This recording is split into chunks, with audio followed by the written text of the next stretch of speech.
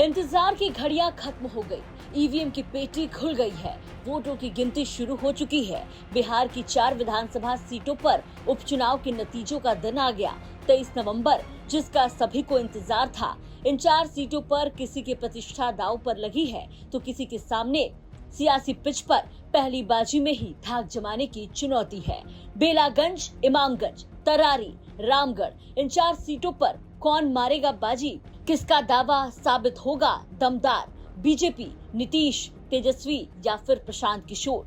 बिहार की 4 सीटों इमामगंज, बेलागंज, तरारी और रामगढ़ में हुए मतदान का परिणाम आज जारी हो जाएगा। बता दें कि इन 4 सीटों पर 13 नवंबर को मतदान हुए थे। बिहार के इन 4 सीटों पर हुए उपचुनाव को अगले साल होने वाले विधानसभा चुनाव से पहले सेमीफाइनल के तौर पर देखा जा रहा है।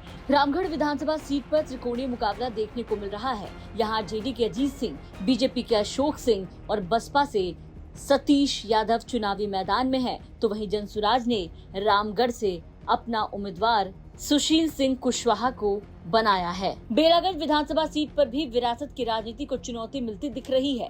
इस सीट से लगातार 7 बार विधायक और कई बार मंत्री रहे सुरेंद्र यादव 2024 के लोकसभा चुनाव में सांसद बन गए। आरजेडी ने एक बार फिर विरासत की राजनीति को तरजीह देते हुए सुरेंद्र यादव के बेटे विश्वनाथ यादव को टिकट दिया। अब परिणाम देखना होगा कि विश्वनाथ यादव पिता के साथ बचा पाते हैं या फिर नहीं। इसके अलावा सबसे दिलचस्प सीट इमामगंज विधानसभा सीट है, जहां से जीतन राम मांझी विधायक थे, अब लोकसभा में चुनाव जीतकर सांसद बन गए। यहां मांझी की बहू दीपा मांझी चुनावी मैदान में है। आरजेडी से रोशन मांझी मैदान में है, तो वहीं जनसुराज से जितेंद्र पासवान को उतारा गया है। देखना होगा कौन किस पर भारी पड़ता है।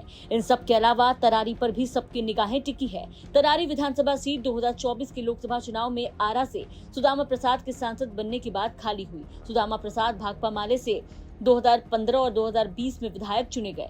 अब भाकपा माले ने राजू यादव को अपना उम्मीदवार बनाया। इनके सामने बीजेपी के विशाल प्रशांत और जनसुराज की किरण देवी मैदान में है। देखना होगा कौन किस पर भारी पड़ता है। चुनावी नतीजों की पल पल अपडेट्स के लिए बने रहे बिहार तक के साथ।